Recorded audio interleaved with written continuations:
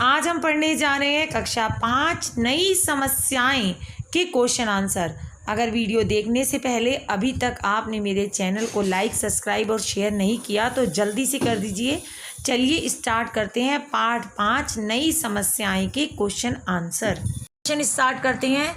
भारत पर प्राचीन काल से किन किन विदेशी लोगों ने आक्रमण किए? तो उत्तर है, भारत में प्राचीन काल में अनेक लोगों ने आक्रमण किए थे। पहला था 1000 ईस्वी में महमूद गजनवी ने। दूसरा 1191 में शहाबुद्दीन गौरी, इनको मोहम्मद गौरी भी कहते थे। तीसरा है 14000 ईस्वी में तैमूर तुर्क जो मंगोल था उसने। और 1526 ईस्वी में बाबर ने किया, जिसने मुग़ल साम्राज्य की नींव रखी थी, उस बाबर ने किया और ये मुग़ल का पहला शासक भी था। उसके बाद नादिर शाह, इनकी डेट ऑफ कंफर्म नहीं है। और उसके बाद है 1700 ईस्वी से 1946 ईस्वी तक अंग्रेज़ों ने। अगला क्वेश्चन है क्वेश्चन नंबर 2। भारत में अंग्रेजी राज्य की स्थापना पहले के आक्रमण से किस तरह हुई थी? अब देख लिया आपने, ऊपर लिस्ट है, इतने जनों ने आक्रमण किया। तो अंग्रेजी राज्य में ऐसी क्या बात थी जो दूसरों से अलग थी? तो वही बताया गया है कि भारत में अंग्रेजी राज्य की स्थापना अन्य आक्रमणकारियों से बिल्कुल अलग थी। जो पहले के आक्रमणकारी थे वो भारत की अतुल धन संपदा को लूट कर जाते थे। भारत में रहने का उनका कोई मुख्य उद्देश्य नहीं था, बस पैसा लूटा और चले गए। बस मुग़ल साम्राज्य को छोड़कर अधिकतर लोग की एक ही सोच थी, पैसा लूटो और अपने देश वापस चले जाओ। तो उन्होंने भारत की अतुल संपदा को लूटकर यहाँ की सभ्यता का नाश करने का भी प्रयास किया। परंतु अंग्रेजी सरकार कुछ अलग थी। अंग्रेजी सरकार ने भारत को अपना उपनिवेश बनाना चाहते थे। वे यहाँ खून खराबा नहीं करना चाहते थे। वे भारत को अपना गुलाम बनाकर कच्चा माल पाने के लिए उपनिवेश के रूप में इस्तेमाल करना चाहते थे। उन्होंने शुरुआत में शांतिपूर्वक अपने पैर व्यापार के माध्यम से भारत में जमाए। धीरे धीरे यहाँ पर अपनी बुद्धि का प्रयोग करके पूरे भारत पर कब्जा जमाने लगे और धीरे धीरे वे अपने इस कार्य में कामयाब भी हो गए, अर्थात भारत उनका गुलाम हो गया। क्वेश्चन नंबर 3 है। अंग्रेजी सरकार शिक्षा के प्रसार को नापसंद करती थी। वो नहीं चाहती थी भारत के लोग शिक्षित हों, फिर भी उन्होंने शिक्षा का प्रसार भी किया। तो रीज़न पूछ रहे हैं कि शिक्षा के प्रसार को वो नापसंद क्यों करती थी? तो उत्तर है, भारत में पुराने जो रीति रिवाज में उलझा हुआ देश था जो अंग्रेजी शासक के लिए बहुत अच्छा था, क्योंकि भारत पुरानी सोच रखता था। अंग्रेज़ों को उन पर राज करने में बहुत आसानी हो गई। यदि भारत के लोग शिक्षित हो जाते तो उनमें जागृति उत्पन्न होती, वे भी अपने अधिकारों के लिए सजग हो जाते, वो भी कोई नया कारोबार सोच लेते। इसलिए अंग्रेजी सरकार भारत में शिक्षा को नापसंद करती थी। उनके लिए भारत में शिक्षा एक बड़े खतरे से कम नहीं थी। क्वेश्चन नंबर 4 है। शिक्षा के प्रसार को नापसंद किया अंग्रेजी सरकार ने, इसके बावजूद शिक्षा के बारे में थोड़ा बहुत काम उसे क्यों करना पड़ा? अब रीज़न क्या था? शिक्षा के प्रसार को भारत में नापसंद करने के बावजूद भी अंग्रेजी सरकार को शिक्षा में थोड़ा बहुत काम इसलिए करना पड़ा क्योंकि उन्हें अपने व्यापार को बढ़ावा देने के लिए शिक्षित लोगों की ज़रूरत थी। अब सारे वर्कर तो वो बाहर से नहीं ला सकती थी ना, कुछ उसने वर्कर भारत से ही अरेंज करने थे। तो अब अरेंज करने थे तो उनको कुछ आता होगा तभी तो वो काम कर पाएंगे।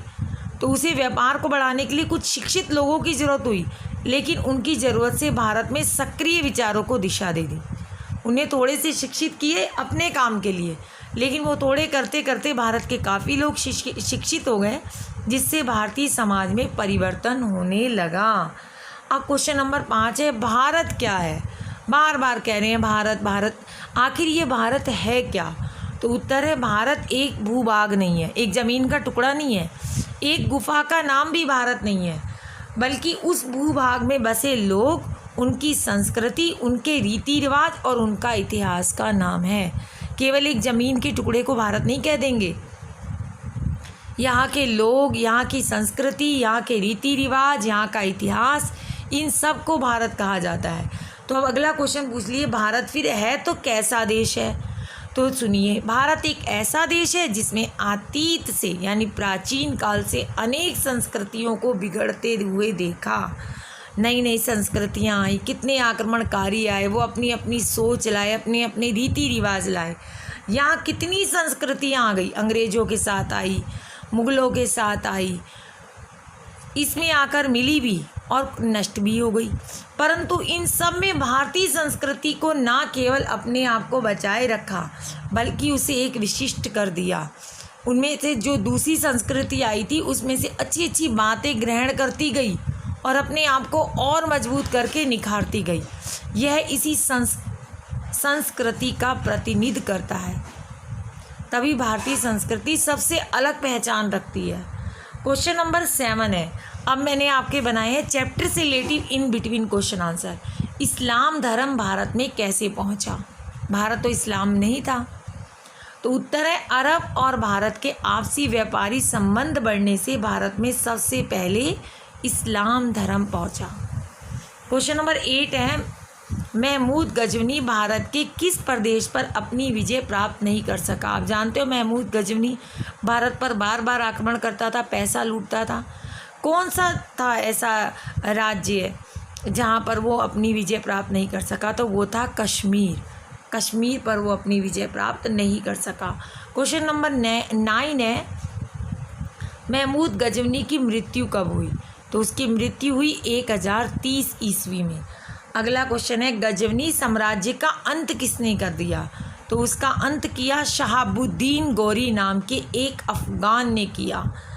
11 है, दिल्ली को मुर्दों का शहर किसने बनाया? बहुत एक नया क्वेश्चन है और जानकारी होना बहुत ज़रूरी है बच्चों। दिल्ली को मुर्दों का शहर तुर्क मंगोल तैमूर ने बनाया। क्वेश्चन नंबर 13 है, भारत पर मुगल साम्राज्य की नींव किसने और कब रखी?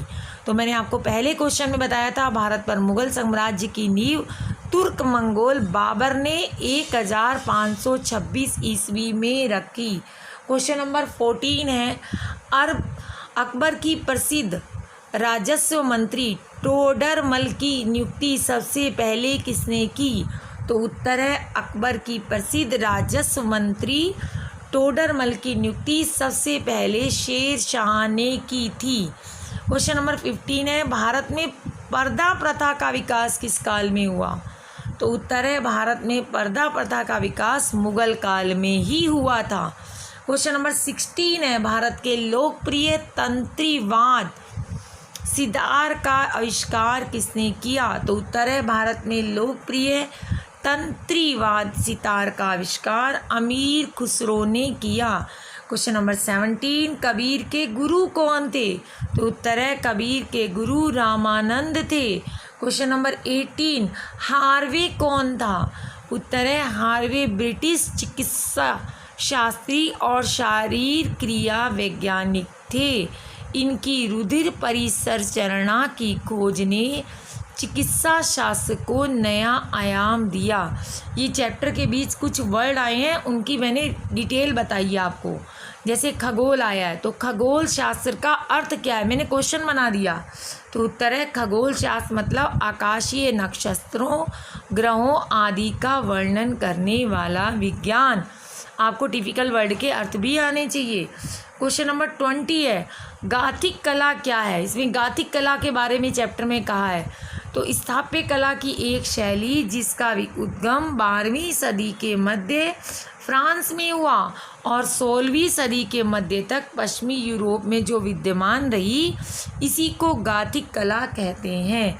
क्वेश्चन नंबर 21 है, ताजमहल किसने बनवाया और किसकी याद में बनवाया? उत्तर है, ताजमहल शाहजहां ने बनवाया और अपनी बेगम मुमताज़ की याद में बनवाया। क्वेश्चन नंबर 22, अब्दुल रहीम खाने खाना कौन थे? उत्तर है, अब्दुल रहीम खाने खाना अरबी, फारसी और संस्कृत में की भाषा के विद्वान थे। संस्कृत की जगह संस्कृति हो गया, सही कर लीजिएगा। क्वेश्चन नंबर 23 है, पद्मावत की रचना किसने की? तो पद्मावत की रचना मलिक मोहम्मद जैसी ने की। क्वेश्चन नंबर 24, 1784 ईस्वी में वारेन हेस्टिंग ने क्या लिखा?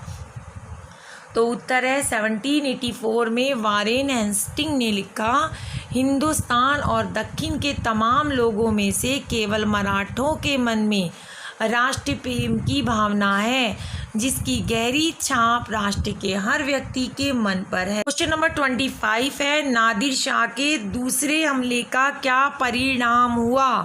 उत्तर है, नादिर शाह के दूसरे हमले का यह परिणाम हुआ कि अफ़गानिस्तान, जो कि बहुत लंबे समय से भारत का हिस्सा था, वह भारत से अलग हो गया। अब वह नादिर शाह के राज्य का हिस्सा बन गया। क्वेश्चन नंबर 26 है, हैदर अली और टीपू सुल्तान कौन थे? उत्तर है, हैदर अली और टीपू सुल्तान एक दूसरे के विरोधी थे, जिन्होंने अंग्रेज़ों को बुरी तरह हराया था और ईस्ट इंडिया कंपनी की शक्ति को लगभग ख़त्म कर दिया था। क्वेश्चन नंबर 27 है, महाराजा रणजीत सिंह कौन थे? उत्तर है, महाराजा रणजीत सिंह जाट सिख थे, जिन्होंने पंजाब में अपना साम्राज्य कायम किया था। क्वेश्चन नंबर 28 है, सवाई जयसिंह कौन थे? उत्तर है, सवाई जयसिंह एक बहादुर योद्धा और कुशल राजनायक से बढ़कर एक गणितज्ञ, खगोल वैज्ञानिक और नगर निर्माण कराने वाले थे। इनकी दिलचस्पी इतिहास में भी बहुत अधिक थी। क्वेश्चन नंबर 29 है, भारतीय कारीगरों और शिल्पियों की कारीगरी की क्या विशेषता थी? उत्तर है, भारतीय कारीगरों और शिल्पियों की यह विशेषता थी कि वे इंग्लैंड में उत्पाद की उच्चतर तकनीकी का बड़ी सफलता से मुकाबला कर सकते थे।